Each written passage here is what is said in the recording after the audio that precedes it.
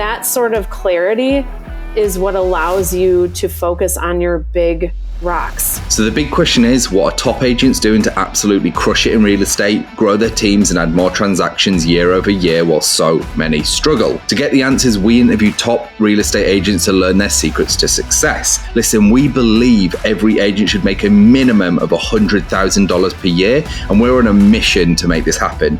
We've already helped over 100 agents achieve this with our coaching. So if you want to fast track your business growth, get to your first $100,000 in GCI, or add another $100,000 in GCI using social strategies, then head over to go.eliteagentsecrets.com, or you can just click the link in the description below.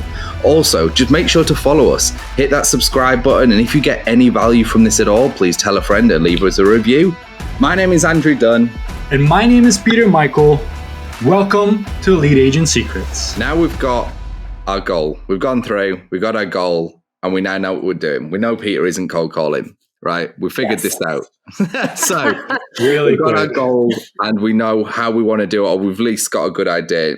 I want to roll into your third and final, because this is essentially the day-to-day on how you actually achieve the goal that you've just set with the given strategy you've just chosen. So like this podcast really is hey, this is how you get shit done.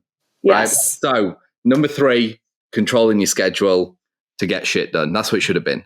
Yes. I like it. So controlling your schedule is huge, right? I feel like so many agents act like they don't have control over their schedule. Oh, ha, ha, ha. You tried to get in this business, so you had flexibility. So funny.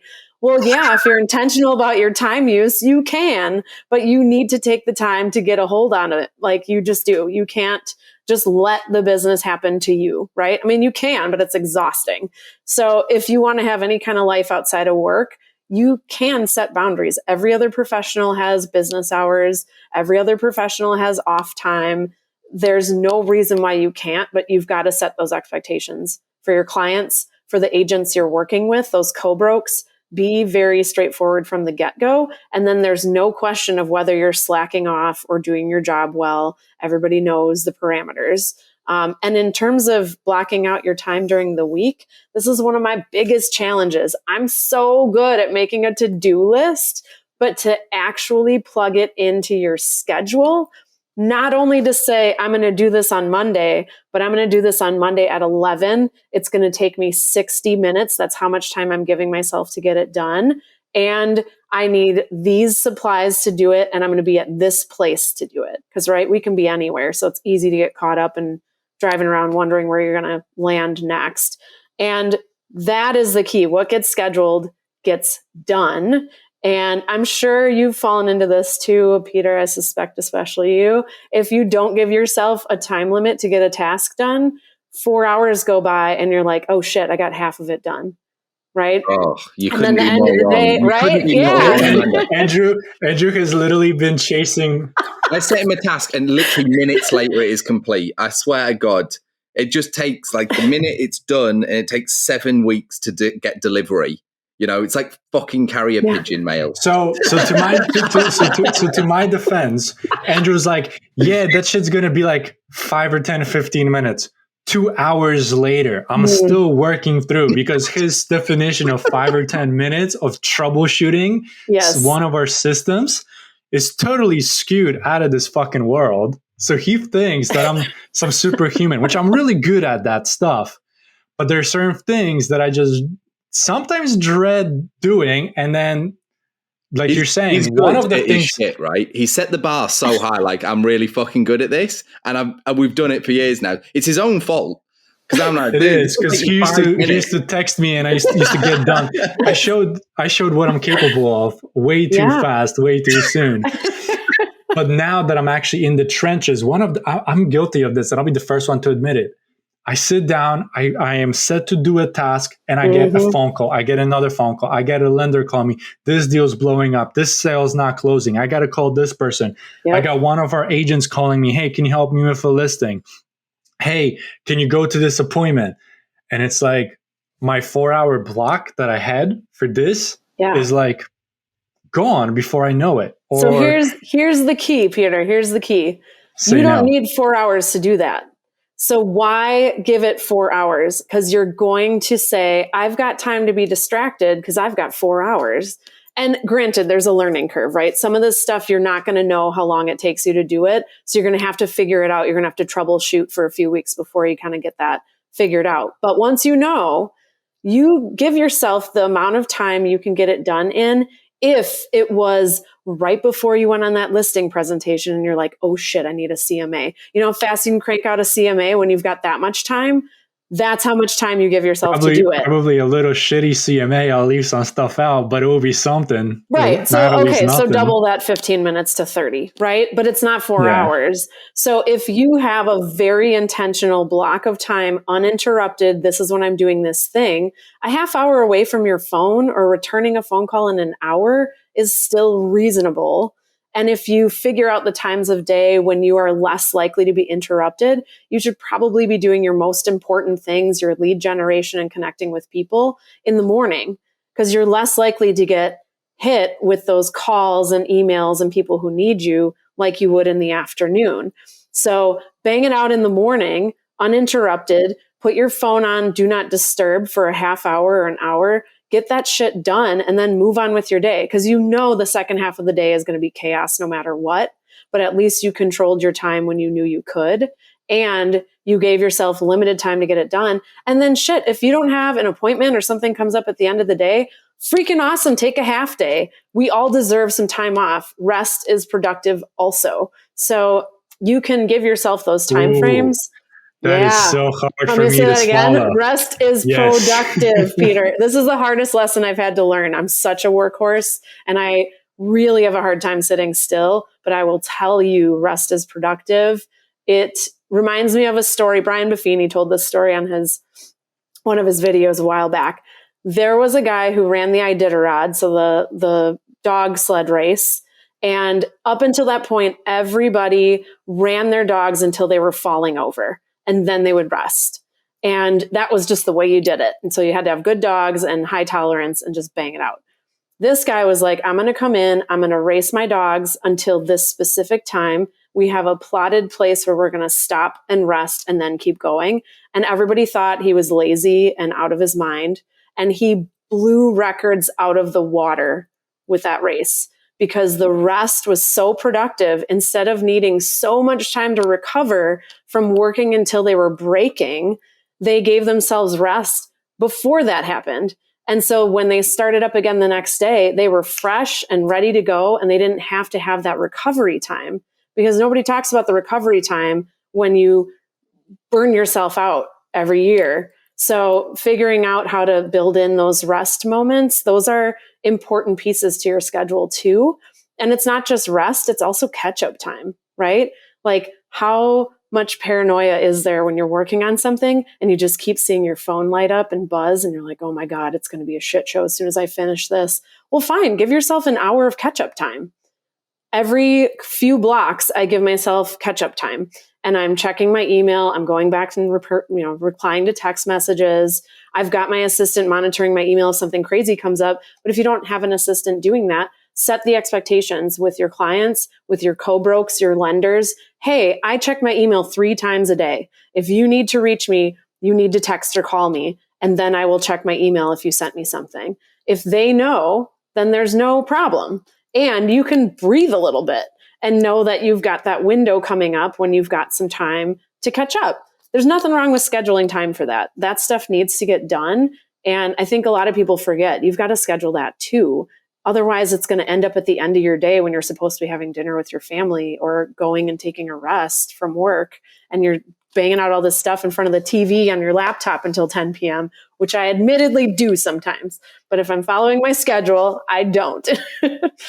Yeah. Recently, I started getting up early. Like today, I got up at 3 a.m. and people are going to be listening to this and be like, you're out of your fucking mind. Andrew is like, you just went, But you know what? The reason why I got up so early is not because I had shit to do, which I did, but it's because that's the time where I can actually get up, not have to rush. I woke up and I was like, I can't fall back to sleep. I laid there for about half an hour, and no, I don't have insomnia for anybody listening. But I was like, okay, cool. So I can just literally sit here and twiddle my thumbs and let the time pass by, or I can get out of bed. I can get to the gym. I can put a little bit of an audiobook. I can come back and just kind of, not be trying to catch up all day. Yeah. And with your third topic, where you're saying you're controlling your schedule, what I'm gathering is not only are you controlling your schedule, but you're managing yourself in the time. Yes. Not time management where you're managing the time. You're managing yourself with the time that you have. Yeah, that's good. Which is a little bit more structured, which is one of the things that I'm becoming more and more mindful of, because as some of the listeners know, I have another kid now. So now, daddy role is in full swing. I have to get the kid to the park. My wife, we have a newborn. She's taking care of her. So I don't have the luxury of popping on, getting on YouTube, getting on Facebook, bullshitting on the feed. Mm-hmm. If I don't get something done, my ass is grass. Because as much as I like to think that my wife is understanding, which she's an absolute godsend. And I don't know if she listens to this podcast, but if she does, she's a godsend. But every single moment that I'm not effective and efficient because I decided to, fuck about, is now kind of domino affecting into not only like my personal life, but also the other duties that I have in my professional life, right? Yep. Responding to the clients. Now it's like, I got to respond to the clients during dinner. And the wife's mad. And the client's like, what the fuck, dude? I haven't heard from you in 4 hours. Yep. It's like, as much as we like to think that everybody's understanding, when shit's hitting the fan, everyone thinks their shit is the most important. They don't really give a fuck what you were doing. Well, and if you were proactive, you're less likely to have those shit hitting the fan moments. Big time. And the only way you're going to be proactive is if you're planning ahead. And if you're planned ahead, you can see those roadblocks coming. You can have plans A through C to be ready to attack it and have them ready and have your team on hand to handle it during dinner when you're busy. And, that sort of clarity is what allows you to focus on your big rocks, right? What's most important.